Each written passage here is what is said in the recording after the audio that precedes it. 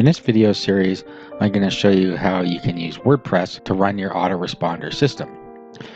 The plugin we're going to use allows you to have one mailing list only, and that's going to be fine for a lot of people that just want to have one mailing list and one newsletter. They're only promoting one product, or they have a blog or something like that. If you want more mailing lists, there's a small fee that you pay, and then you can have unlimited mailing lists. And you get a couple other features too.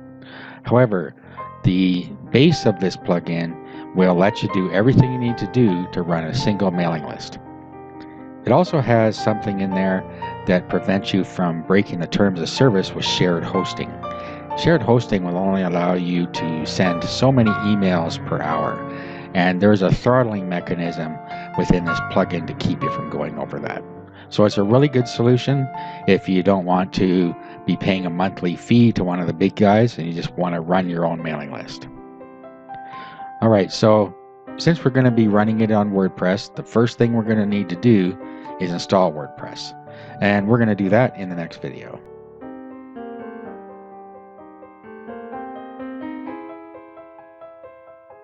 In this video, we're going to go over installing WordPress. If you know how to install WordPress already, you can just skip this video because that's all we're going to do in here. Also, if you already have a WordPress site set up, you can run this autoresponder from within that WordPress install without affecting that install. In other words, you can use what's produced by this plugin on any other website. It doesn't have to be in the WordPress site that you're using. Okay, so having said that, let's get started with the install. So first, go to wordpress.org, and then you want to click on Download WordPress. And then you want to download the most recent version here in zip format, and we'll save that. Okay, so here's the file we downloaded. So let's right click on this, and then you want to extract all if you're in Windows, or you can use a third party if you want. I use 7-zip. It's a free one you can download if you want. I just use this because it's faster, but use what you like. So let's go extract files and click OK. And it's going to extract them into a WordPress folder here. Okay, so while it's doing this, let's go over to our hosting account and set up our database. Okay, so I'm showing you this in cPanel because that's what I use. But whatever hosting system you use, you'll be able to find your database section and set up a database. So I'm going to use this database wizard here, and it does it all in one step for us. Okay, so we just give this database a name. I'm just going to call it AR for Autoresponder. Next. Okay, here you need to set up a user and password for the database so that it can access it. So I'm going to give it the same name, and then I'm going to use the password generator to make a strong password. So we'll just copy this because we're going to need this later. Click I've copied it to a safe place and use password. Now at this point you should open up a notepad session to save this password because we are going to need it later. Okay, so I'll just paste that in there. And that's the password we're going to need, and we'll create the user.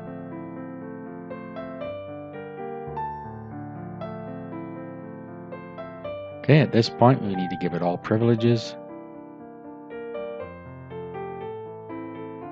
Click next step.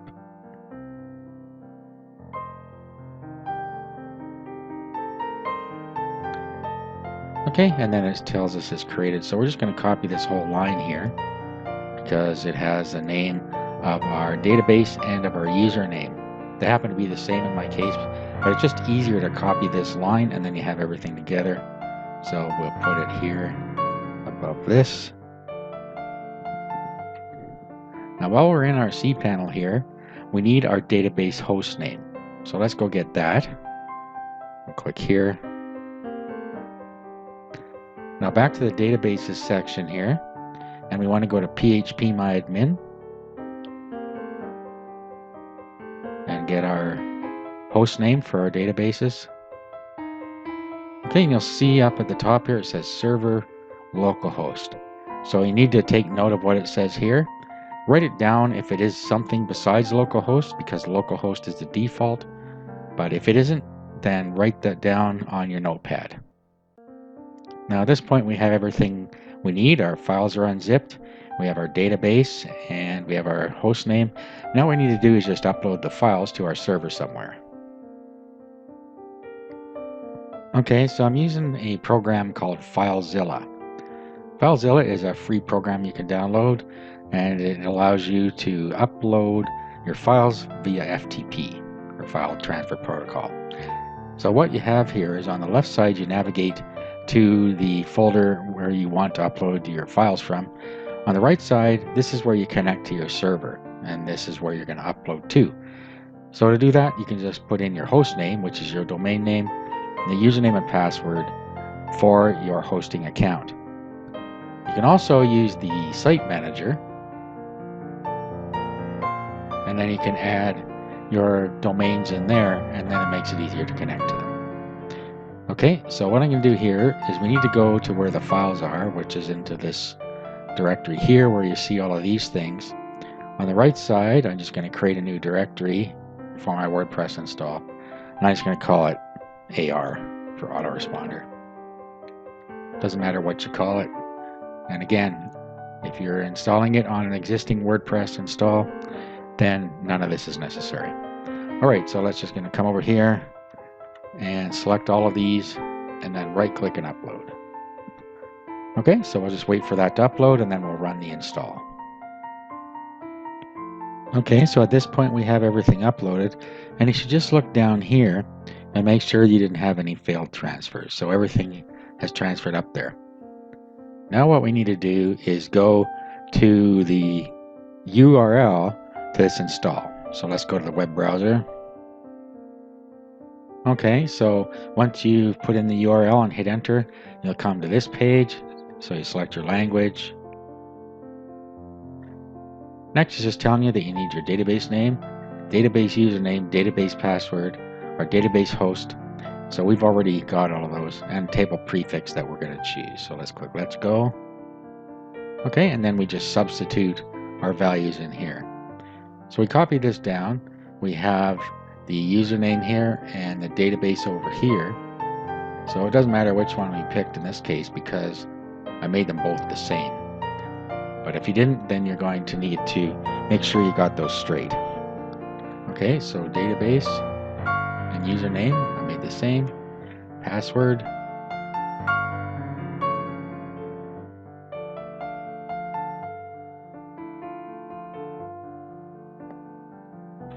Now remember I told you that if your database host name wasn't localhost, that you should put it in your notepad so you can copy it in here.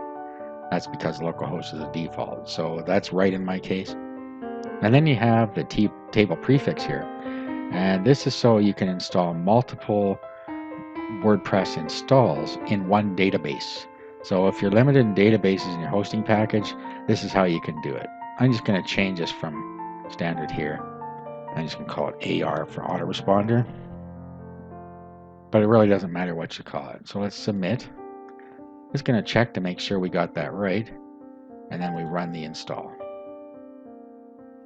Okay, the next thing comes up is our site title. I'm just going to call it test AR. If you're just going to use this as an autoresponder, then you can do whatever you want here. It's not anything that anybody's going to really see. However, if you're going to use it as your blog, then you need to be a little more careful with this. Okay, then our username.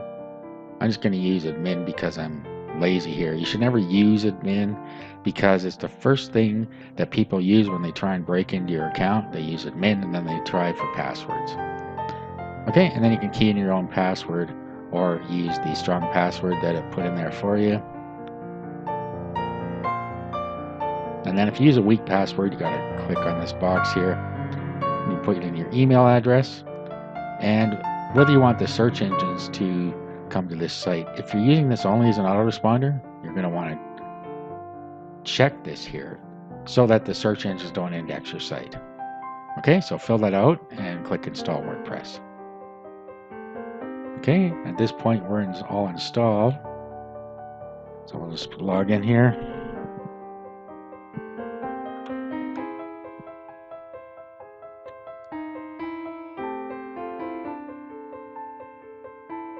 And we now have our base WordPress installed. All right, in the next video, we're going to be installing the plugins we need and just getting our WordPress site set up a little bit.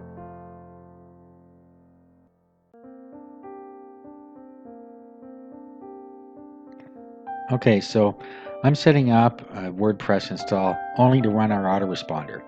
So I'm going to have to put a few things in here and just do a bit of minimal setup. Now, if you've already got your blog set up, the only thing you're going to have to worry about is setting up the Autoresponder plugin. Okay, so what I want to do though is I want to come into settings here, and I'm going to want to go down to permalinks, and then I'm just going to want to use post name here. Let's save that.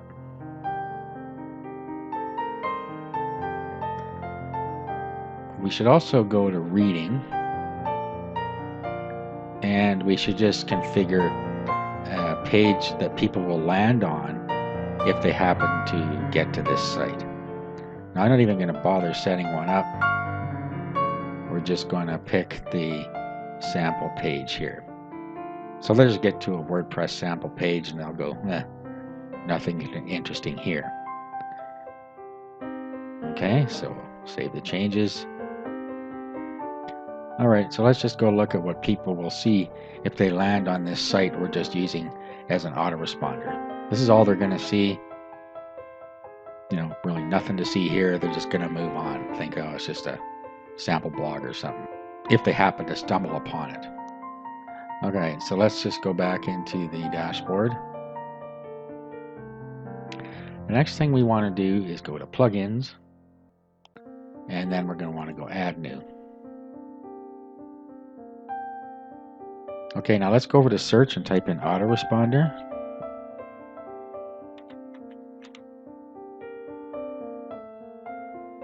And the one you want here is Arigato Autoresponder and Newsletter.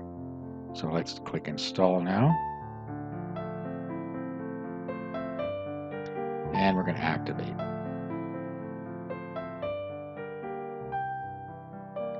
Now, Arigato will also work with Contact Form 7 if you have Contact Form 7 on your website, so that people can get in contact with you.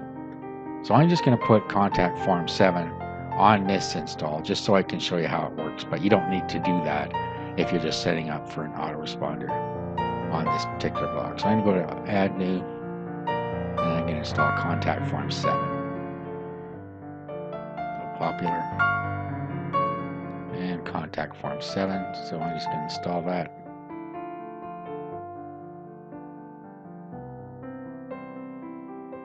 Alright, so now what we want to do is set up our autoresponder settings. So I see down here we have Arigato Lite, and then we have settings, mailing list, import or export. So if you already have contacts, you can bring them in. We have email messages, send newsletter, a raw email log, then help, and this Ninja form, which doesn't work. I'll try it again, but it doesn't seem to work when I was testing it. Okay, so we're just going to go into the main settings, and this is where we start to set things up. Now remember, we only have one mailing list available with this free version. You'll see on the right side it says Go Pro, and it tells you all the other stuff you get. So if you only have one mailing list, you don't need to bother with that. And that's what we're assuming here. Okay, now you're going to put in here your name and your email address so that it looks like it's coming from you. And you do it in this format that they show you down here. So your name, and then a space, and then email at domain.com within these less than and greater than signs. Okay, so let's do that. Okay, so I put listed min, and then I put an email address in there. Now, after they fill in the registration form, you may want to send them somewhere else. So if you do, this is where you're going to send them. Now remember, since we only have the one mailing list, we're only going to have the one web form, and we're only going to have one place we can direct them to. So you can put anything you want in here, whether it's a thank you page or right off to an affiliate product. I'll just put in Google for now, just so you can see where that it redirects properly. Okay, whether you're going to have double or single opt-in, let's leave it as single. Okay, and then we have notify me when someone subscribes or activates, notify me when someone unsubscribes. I wouldn't suggest that you check those. And then this next one here, if you have your blog set up so that you're going to allow people to sign into it, register and sign in, then this is a handy option here. You can have them automatically subscribe to your newsletter. And if you tick that, after they do their first login, it's going to subscribe them automatically so they don't have to fill out a web form. Down here, you can decide whether you want to set up a cron job or you let WP Auto Cron do it for you. Basically, what that's going to do is trigger the autoresponder system. And I would suggest that you just leave it as it is unless you know about cron jobs. So basically, as soon as somebody visits your website the first time in a day, it will start the processes going, including the scheduler. So this works just fine if you leave it like that. Now this next one was what I was telling you about. If you have shared hosting, you're only allowed to send so many emails at once. So I'm just going to put 250 here. You have to look up your hosting provider if you're using shared hosting and find out what that is. Now, as it says here, it doesn't limit the number of sign-up emails or instant newsletters, and we'll get to that in a minute. Okay, so let's just say